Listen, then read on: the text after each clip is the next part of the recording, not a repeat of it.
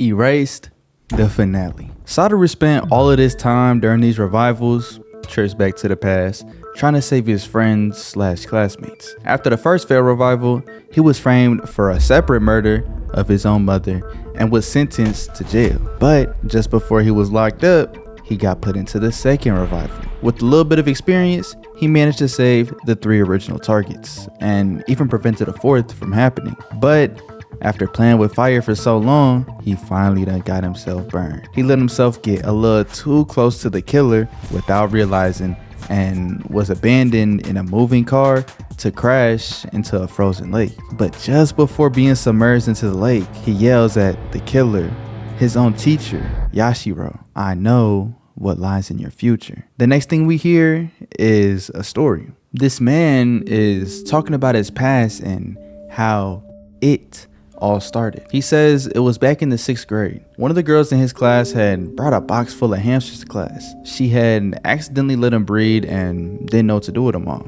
This man, a kid at the time, ended up taking all of them. And when he got home, he ended up filling a large wine bottle with water, dropping all of them in it. He had went down to go have dinner, spend time with his family, whatever. And when he had came back to it a few hours later, he said he was fascinated with what he had saw. One single hamster had managed to stay alive by standing on top of all of its siblings' corpses. He decided to keep said hamster and name it Spice. This entire hamster situation had reminded him of a short story called The Spider's Thread. The story is about a man, a criminal who had been sent down to hell, but after he had performed one act of compassion, just one singular act, which was sparing a spider's life, a spider's thread had lowered down to take said criminal into paradise. He begins climbing it, making his way up, but as the other sinners who were there were trying to follow him and go up with him,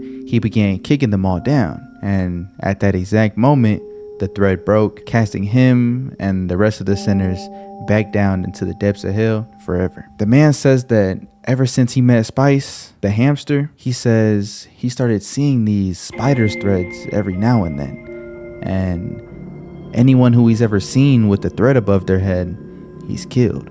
But one time, there was a boy who foiled his plans. And soon after that, a spider's thread appeared above his head as well. He had devised a plan and tried to kill him, but the boy didn't die. As he gets real close and whispers to Satoru, "That's you." We skip over to seeing Sachiko. She's working at a convenience store, and after she gets off of her shift, she goes home and cooks, and we begin to see this cycle repeating. She's going to work, trying her best to just live her regular day-by-day life, and suddenly, when she's on the train, she's having a flashback to when Satoru had randomly mentioned one time that she could actually take a direct train from their hometown to Ueno. Being on that exact train right now, she realizes that it's true, but she still doesn't know why exactly he said that. She's on her way home and passes by this record store as it reminds her of the superhero that Satoru loved. She goes home and starts cooking once again, playing the theme song of the superhero TV show that Satoru had loved. We get some context that it's 15 years later, in 2003, when suddenly she hears something while she's cooking. She walks back into the back room as she's just amazed. Satoru's there, lying in his bed, and she begins crying. She says, "Good morning." We see that after 15 years of being unresponsive in a coma, Satoru has finally opened his eyes again. She takes him to the hospital, and the doctor's surprised that he's awake and in the condition that he is. He says that Satoru's body doesn't seem like he's been in a coma for the past 15 years. Satoru suddenly says, 15 years? And the doc's even more surprised that he can already speak. He says that the way things are going right now, he should be able to begin rehab real soon. Turns out that for the past 15 years, Sachiko had spent 4 hours every single day taking care of his body, making sure to flex all of his joints, activate his muscles, making sure that they don't deteriorate. And for the past 3 years, she's been using this EMS device in order to prepare for the day that he woke up. And quick side note that I noticed that you guys wouldn't be able to tell, while we're getting this backstory dialogue, little catch up thing, we're hearing Satoru in his child voice, which is just funny because now that he's grown from the revival, it should be his grown voice, which we heard throughout the entire rest of the series. We never heard his child voice actually think, but now he's actually survived a revival and made it into the future, but his inner voice, his mind, is stuck in the past. But anyways, Sachiko was able to keep Satoru's joints and muscles fully in shape and healthy, which has allowed him to even grow. He was 4'6", 4'7" back when he was in 5th grade, but now he's like 5'6". So significant growth. He's grown almost an entire foot, all thanks to his mom's recovery. After a little bit of chit chat, idle talk, and just overall amazement from the doctor, he asked Satoru the big question. He wants to know what his last memory was before he entered the coma. He looks down and tries to search through his memories, but we're seeing that as he's trying to think of these different things, they're all blurred out. He can't really remember faces or people in general, but we also see that his memories are mixing together with memories from his very first revival back when Irie was visiting him at the hospital after the accident. He's continuing to try and think, but not being able to recall anything, but the doctor says it's all right. He doesn't have to rush anything and hands him a mirror so that he could take a look at himself. Doc says he must be real surprised since the last time he seen himself, he was 11 and now he's a grown man. But honestly, for Satoru, he's really not too shocked to see himself because he's already been 26 before. He's already had this face for many years. He looks over at the calendar and sees that they're in the Heisei era. He realizes that since it's a new era and he's been asleep for the past 15 years, that should be a term that he's never even seen before. He's never read it, but for some reason, it doesn't exactly seem unfamiliar. He's got a comic book in front of him, and as he's scanning through, looking at the different words, he realizes that he can actually read and understand these words, but they're way above the 5th grade level. He doesn't really know what's going on. He doesn't know how he knows these words, why he's so familiar when everything should be coming to him as a shock right now. He's just overall confused with what's going on with himself. We get to see that the next day, Sachiko walks in telling him that he has some visitors. As they walk in, we see Kenya and Hiromi. He remembers them two as close friends he used to spend a lot of time with. We get to see that Kenya has become a lawyer and Hiromi is in the process of becoming a doctor. He enjoyed their chat, but they kept it pretty shallow. They were talking about, honestly, like real pointless things, just chatting back and forth, but he thinks that Kenya seemed like he wanted to ask him something. Satoru makes out that his mom had probably told them to hold back for this conversation, so all they talked about was pretty surface level. Honestly, Satoru had a lot of questions that he had wanted to ask them too, but out of respect for his mom and everything that she did for his sake over the past 15 years, he says that if she doesn't want him to remember about his past, then maybe he doesn't really need to. We fast forward to a few days later and we see that he's doing some rehab with the nurse. He isn't able to make it very far past the walking rail. While his joints are still semi-healthy, they're not at full strength. His body has grown, but they haven't had the opportunity to grow and be regularly stressed as they would in day-to-day life, so he's still struggling. As the nurse calls it a day, we see somebody walk in as Satoru is sitting back in his wheelchair. She calls his name, and as he turns around, he sees a woman holding a baby. Tears start rolling down his face as he says, "Kayo, congratulations." As they begin talking, she tells him that she's now married. Instead of Kayo Hinazuki, she's now Kayo Sugita, as she's married to Hiromi Sugita. As he looks at the baby, he notices that he's got long eyelashes just like Hiromi. Kayo's like, yeah, he does, even though he's a boy. We kind of get to see that there's a possibility that some of the same feminine features that Hiromi had is being carried on in his baby with Kayo, and we get to hear that the baby's name is Mirai, which means the future. As Satoru is looking at the baby, Kayo gets honest with him for a second. She says that everybody didn't know if it was morally right for them to be happy by themselves after everything that Satoru had done for them. After all, it was their fault in the first place. She says that after Satoru had went into his coma, she kind of felt like everybody was leaving him behind. But Satoru lightens the tone a little bit, saying that he's the one who decides his own fate. She doesn't have to feel guilty about any of his choices, and the person that he is right now is because of those choices. Kaio just says that for a guy who's been in a coma for 15 years, he still has his special way of words. And Satoru's surprised once again, realizing that maybe he shouldn't be speaking this well. After spending 15 years in a coma, he should still have a 5th grade vocabulary. But before he's even able to think too much about that, Kaio thanks him again, saying that before, she could only ever imagine herself in a life of loneliness and solitude. But now she's got a family that she could call her own, and it's all thanks to Satoru and what he did for her personally. Satoru just closes his eyes. He's thinking to himself, what did I do? Trying to run through his memories once again, but she just apologizes for springing this all onto him at one time, saying that it must have worn him out. He says it's okay as she decides to head out, but says she'll visit again. Satoru says bye and she makes her leave. We fast forward a little bit to seeing Satoru doing some art. Now remember, in his original timeline, he was a manga artist, and after drawing for a little while, we get to see this super detailed picture of Kaio and her baby. Once again, he's surprised and stunned by his own ability, wondering how he even has these skills in the first place. Suddenly, Sachiko walks back in and he's hiding a sketchbook from her. He knows something's up and just isn't going to be able to explain it, so he doesn't want to get into all that right now. They're talking about Kaio and her baby when Sachiko notices this reflection from outside the window. She's like, damn, they're back.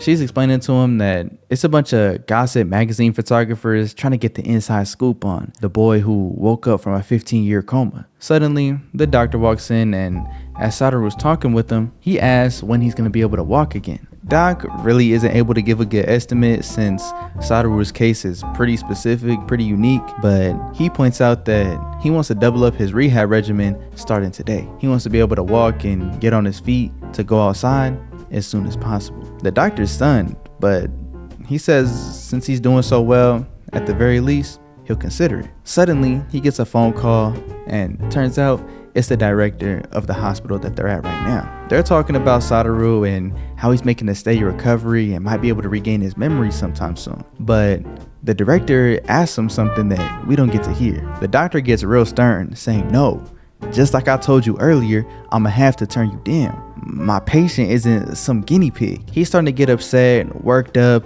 seemingly getting mad, but then he calms himself down, seeing that there's people still in the hallway, and just ends the call with said director. Fast forward and we get to see this doubled up rehab regimen for Satoru. He's got these workers by his side, encouraging him to keep on going as he's just continuing to struggle, going on and on and on. He's making his way across the rails, and we get to see that there's this little girl who's been watching him the entire time. Finally, after all the struggle, all the work that Satoru put in, he makes it to the end, completely collapsing on the ground. They're all super proud of him, including that little girl, as they take Satoru back to his room. Later that day, Kenya pulls back up with Sawada. They walk into his room and Satoru introduces himself, saying, it's nice to meet you. But Sawada corrects him, saying that, well, actually, we met a couple times before you even started elementary school. Sachiko's like, that was 20 something years ago. There's no way he remembers. But as she looks at Satoru, he kind of just looks down.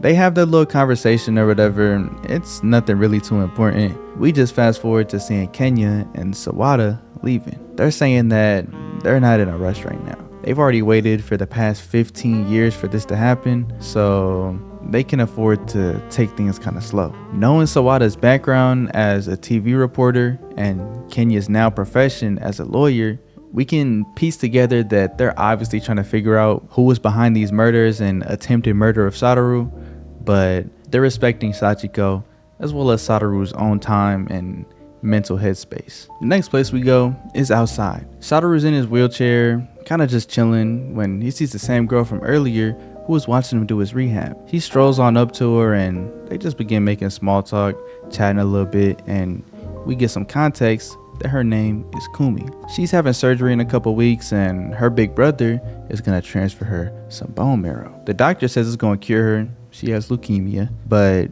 she says she's still scared. After a moment of silence, Satoru just says, "Courage." She looks up and he asks her if she wants him to teach her how to muster up courage in the same way that Yuki did for Satoru and everybody else all those years ago. He tells her to picture the smiles of all the people that she cares about, and of course with a smile on her face as well. Suddenly we get a view of this camera. This dude is imagining the headlines right now. Man who wakes up after 15-year-old coma still likes little girls. Adults in body but child at heart. These are the people that Sachiko was trying to protect Satoru from. They're talking amongst each other like, oh, I know this gonna be a hit story, when suddenly this man walks up, snatching the camera, removing the film, and naming all of these charges. Secretly taking photographs of civilians on hospital grounds without permission, trespassing. All of this is more than enough to get you punished by law. He tells them to get out of there before they regret it. As he makes them scram, he starts walking up towards Satoru and Kumi, and she's like, "Oh, Mr. Nishizono, how are you?" He walks up to Satoru saying, "Satoru Fujinuma, it's been a long time. You still remember me?" "Well, I've changed a good amount since then. It might be hard to remember. Take a look. I'm your homeroom teacher from 5th grade, Yashiro Gaku." They go back to Satoru's room and they're just having a conversation. Yashiro's explaining that he changed his name after he had gotten married and adopted into his wife's family as a son-in-law. His father-in-law was a city councilor for a good amount of time, and after he passed, Yashiro decided to become a counselor himself. He brings up that he had met Kumi at a charity event for leukemia. He had just happened to know the hospital director for this very hospital, so he had referred her here. Though he says that he knew that Satoru had regained consciousness earlier than that, but it took him a while to come and visit. Satoru was wondering if Yashiro had came all of this way just to see him, and he explains that he's been eagerly waiting for Satoru to wake up for the past 15 years, telling him that they had went through a lot together. Satoru just says thanks, and Yashiro asks him if he's regained any of his memories. At this point, he hasn't, so Yashiro just tells him to take it one step at a time. We get a little bit of a montage of just some days passing by. Sachiko taking care of him doing his rehab, getting a visit from Kenya, and even the shot of him just lying in bed at night.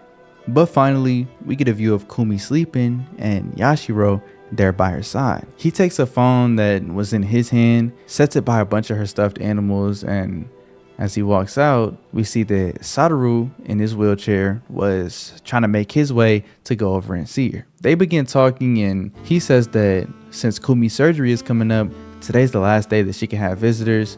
And Yashiro's like, "Yeah, I heard. I just went to go visit her just now, but she was sleeping." Satoru decides to just come back later then, when they see this suspicious man walk by. Yashiro notices him too and asks Satoru if he wants to chat, but not here since they don't want the paparazzi bugging him at all. He offers to take him someplace quieter. He takes Satoru's wheelchair by the handles and starts pushing him, saying that he knows the perfect place. Getting a view of Satoru right here, we can see he's a little bit nervous. He takes him to the freight elevator and is like, "Oh, I bet you didn't know about this elevator, did you?" As he presses the button to go up, he's like, "It's a bit of an adventure, isn't it?"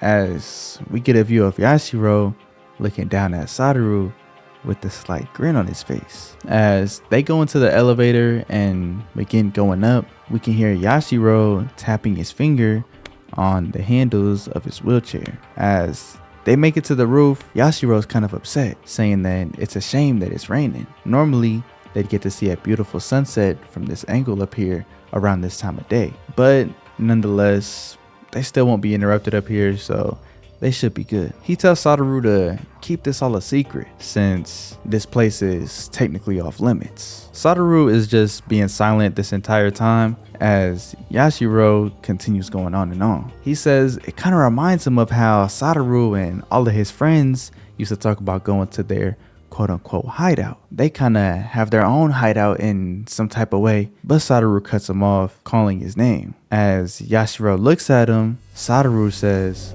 "I've regained my memories." As Yashiro just looks on, and we get a view of this spider thread coming from Sadaru's head.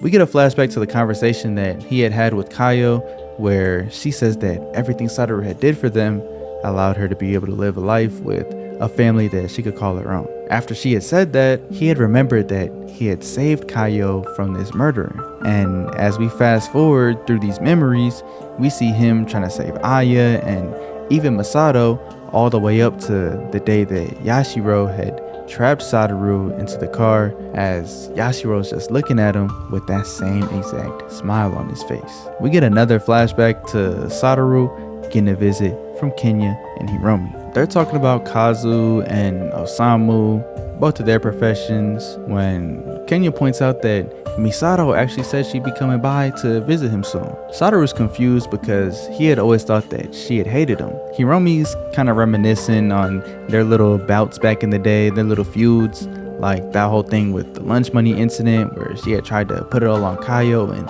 Sadaru had stood up for her. Kenya points out that, surprisingly, she was the one who had organized the fundraiser to help with Sadaru's hospital bills. She was the front runner. Sadaru was honestly surprised, but is obviously happy to hear that when Kenya says, you were trying to save Misato the day that it happened. You remember everything, don't you? Hiromi's shocked that he's even asking these questions based on what Sachiko had said earlier, but Sadaru just keeps his silence. Hiromi's wondering why. Why didn't he tell them? Sadaru says that after all this time and hearing everything that everybody else has done, hearing what his mom had did, even hearing what Misato had done, he didn't want to get everybody involved with old business when they're all celebrating that he's finally back. He didn't want to just drag everybody back to right where they started. After all, he says that all of the evidence is probably gone and he doubts that anybody will believe anything that he says, especially after all this time. They'd easily just write him off as crazy. Kenya starts walking off, saying that seeing Sadaru after all this time had really made him happy. He had avoided asking him about the past because he's done enough already. Sadaru has already fought these battles. He didn't want to disturb him, especially while his body and his mind were still in the healing process. But Kenya says if he's even thinking about going into this fight alone, once again, he tells him not to. He wants Sadaru to take them along with him. Hiromi's frequent visits to the hospital to check on Sadaru had helped him find his calling as a doctor, and Kenya had become a lawyer, still in search of Sadaru's attacker with Sawada. He says that Sadaru was their hero back then. They had wanted to catch up and fight alongside him, and that had made them into the people that they are today. He says the feeling is real similar to when they had saved Kayo. Back then, Sadaru had believed enough in Kenya and Hiromi to give them his side of the story, and that's what it caused them to want to believe in him too. And finally, after hearing this, the last of Sadaru's memories come back to him. He's remembering Irie from his very first timeline, where she had originally said something real similar that Kenya had ended up coincidentally saying in his revival. As he looks over at them, he realizes that he really does have good friends that he can trust, telling them that the killer was Yashiro. As we cut back to the present, Yashiro figured that he had regained his memories. He points out that when he was tapping his finger on his wheelchair, he noticed that Sadaru had tried his best to stifle a reaction. He recalls that 15 years ago, he was able to predict every single one of his moves and foil his plans. Honestly, it had drove him crazy. All of this thinking was way far beyond what a child should be able to do. He always thought that it had seemed as if he could see the future, which makes him wonder about his last words before he had went into the coma. Quote unquote, Yashiro, I know what lies in your future. He slams his hand against the door, saying how? How was he able to predict his thoughts like that? Sadaru refrains from answering, saying that it's not like if I told you it would stop you from killing me, so what's the point? Yashiro just smiles, saying that I know what you're up to. He knows that Sadaru has a cell phone in his pocket on the phone with somebody who's recording the entire conversation. He grabs the phone from Sadaru, ending the call, explaining that the statute of limitations have already passed from the cases from 15 years ago. He can't be prosecuted anymore. So he figures that Sadaru's plan was to make him talk about cases that he still could be prosecuted for, but Yashiro says, unfortunately, they don't exist. He says there's no way that Sadaru will ever be able to catch him. He holds his phone up to Sadaru's face, saying, look, seems like you got a text from Kumi. Yashiro's explaining that her IV drip starts today at 4:30, but the bag for today is laced with muscle relaxants. And of course, Sadaru's fingerprints were planted on the bag. With the way things are going now, Sadaru's going to be framed for practically killing this young girl who was worried about her surgery, and he already knows where Yashiro's line of thinking is going. He knows he's not even going to face trial for it because the story is going to be that he was racked up with so much guilt. He felt so guilty that he took his own life by jumping off of this very rooftop, which of course Yashiro's planning to throw him off of. Yashiro says that even if you told me how you were able to predict my thoughts all the way back then, there's nothing that you could do to save your life now. But if he does tell him, then he might be able to save Kumi. Naturally, Sadaru's wondering how is he gonna know if Yashiro will really spare Kumi if he decides to talk. But of course, he wouldn't be able to know. The best that he could do is believe in him and hope.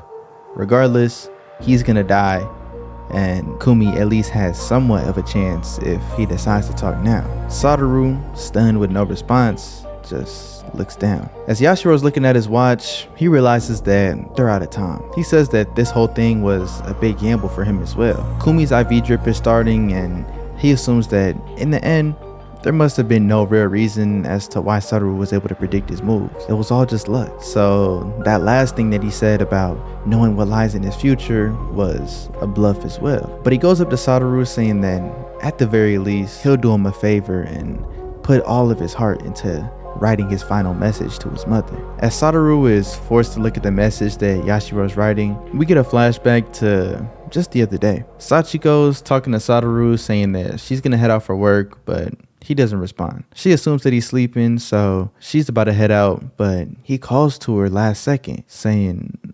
Mom, my memories. But she cuts him off, already knowing that they've returned. She says that it must have happened after Kaio visited. Once again, Sadaru is surprised at her intuition and ability to just know everything that he knows before he even knows it. She explains that she just didn't have the heart to tell Kaio, who had just came here with her baby, to not say anything about the past or try and keep things at face value in the same way that she had did with Kenya and Hiromi. She says that she even feels bad for what she had said to Kenya and Hiromi because they had waited 15 years to talk to Sadaru, but after saying what she had said, they weren't even able to talk heart to heart. She goes on to say that she talked to Sadaru and looked at his face every single day while he was in this coma, but it was only after he woke up and began talking that she had heard his voice change and realized that her baby boy, who was once a kid, is now an adult. He's all grown up, and she couldn't be happier. Sadaru sits up saying that he wants to live life digging deeper. He wants to live life taking control and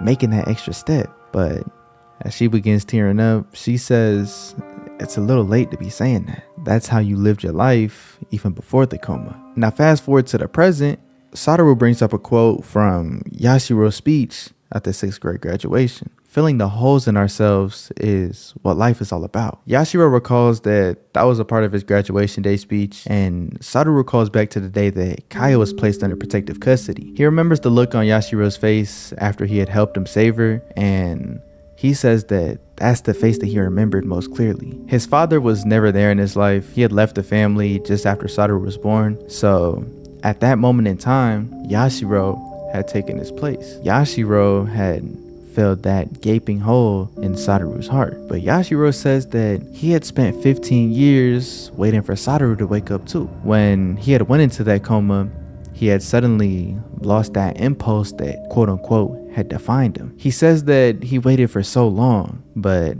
Sadaru finishes his sentence saying that but now you're not alone anymore. He's questioning what's gonna end this little cat and mouse game of ours. Is it the police catching you or you killing me? Satoru believes that it's already over and firmly believes that he's the one that won. Yashiro is of course confused, but Satoru just continues. He's throwing out all these names: Kaio, Aya, Hiromi, Yuki. He was able to save all of them, even his mom, who he says that Yashiro killed in the future. Yashiro's confused. Murdered in the future? What are you talking about? But Satoru continues. He says, you wanna know how I was able to foil your plans? It's because I've seen them before. I literally know what lies in your future. That's all there is to it. That's why I was able to keep everybody safe. That's why you couldn't kill anybody connected to me, even myself. Yashiro's trying to bring things back down, take control over the situation, saying that, I could have killed you at any time that I pleased. I could kill you right now if I wanted to. But Satoru bounces back, saying that, but for 15 years, you didn't, because you need me. I am your purpose in life. I'm your hope. I filled that gaping hole in your heart. And finally, I've beat you.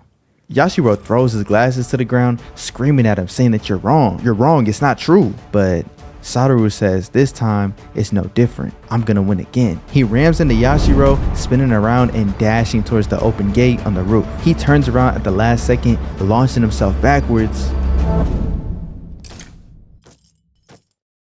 But Yashiro saved him. He says, look, you can't kill me. 15 years is a very long time, but since I was asleep, it went by in a flash.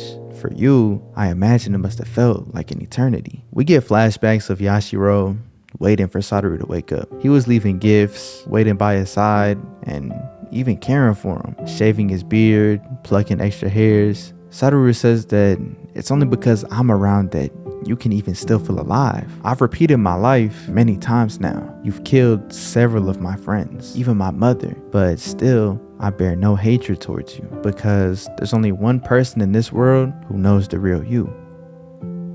Me.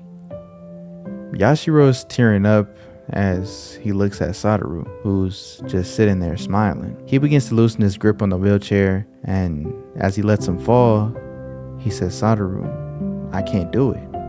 He stands up, saying that I can't live without you anymore. He's ready to end it all and fall off the roof himself. And as he tilts over, he looks down, seeing Satoru safely caught by Kenya, Hiromi, Sawada, and his mother. Satoru just looks up at him and winks. Yashiro is just amazed at this point and just backs up laughing. He sees a reflection of himself in the puddle by his foot, and the string connected to his head snaps. After everything had happened, Yashiro got arrested for attempted murder as Satoru's just sitting there with Kenya and Hiromi. He begins talking about the phrase, quote unquote, I believe. He says that it's kind of silly because if you truly were to believe in something from the bottom of your heart, then you wouldn't have to say it. It's like saying you believe in air, saying you believe in life. These things are already a given, so nobody says them. He's not fully saying that believing in something is a lie, but instead of saying that you believe in it, it's more like they're words of hope born from a desire to believe. We continue to get a monologue from Satoru saying that he had technically lost his life between the ages of 11 and 25, but the time that he had lost was his true treasure. In the town from which only he was erased, his friends had spent their lives and created precious memories on his behalf. Those friends and their lives are his true treasures. Fast forward to years later, and we see a man reading something saying that, man, this is just great. I love how in-depth you are and how you dig deep as you draw. We see that it's Satoru speaking with the man who works for this publishing company. As he begins to pack his stuff up and make his leave, he explains to the publisher that he's actually on his way to leave town for the weekend and go visit some old friends. But just before he does and is able to leave the building, the publisher's like, oh, I forgot. Congratulations on the anime adaptation. Continuing the monologue, Satoru is explaining that he's living life as a manga artist now and has never experienced a revival since he woke up from the coma. We see him outside the train station and he's picked up by Kazu and Osama. He's taken back over to the Shiratori household where he talks to Yuki for the first time in probably 20 years. He's got a wife and a kid now, and we fast forward to see the entire gang there. Kaio, Hiromi, Kazu, Kenya, Osamu, and even Aya. They're all there having a good time when Kaio notices somebody walking in, Misato. They all have a good time over there, and we fast forward to after the trip is done as Satoru's back to work, working hard with his team. He decides to go on a walk back towards that same river where he had once walked before. Suddenly, he sees the manager at the pizza shop that he had previously worked at doing some deliveries as it begins to snow. It starts to pick up, so he takes cover under this bridge and pulls out his school anthology, which he had planned on reading through. He's reading back through his own story from 1988. The young Satoru had talked about not having the courage to dig deep. That's why he doesn't have any allies. He has friends who he likes to have fun with, but he believes that friends and allies are different. He begins talking about the final episode of his favorite show, Wonder Guy. At the start of the show, Wonder Guy had fought all alone. He lost over and over, but he never gave up. He would muster up the courage to continue fighting. He often said that you can't continue fighting without digging deep and taking that extra step. He would say that and continue to go on forward. The people that Wonder Guy had inspired with his courage began to become his allies one by one. Every time, even though it looked like he was going to lose to the enemies at the end, he never stopped believing that his allies would come to his aid. But young Satoru says, unlike Wonder Guy, he doesn't have any courage or any allies. So he was extremely envious of him. He wanted to be just like Wonder Guy. Back in the present, Satoru pulls out a picture from the weekend and places it over his drawing in the anthology. He stands up and looks at the snow for a second as he notices this blue butterfly crossing his feet. He makes this framing gesture with his hands and begins to follow said butterfly when he notices somebody taking pictures. And as he puts his hand down, this girl begins running, saying that the reporters on the TV say that this is the most snowfall we've had in a decade. She takes off her hat and asks Satoru if he minds if she takes shelter from the snow with him. Realizing who it is, Satoru begins to tear up, nodding yes, as we get to hear him say that he always believed.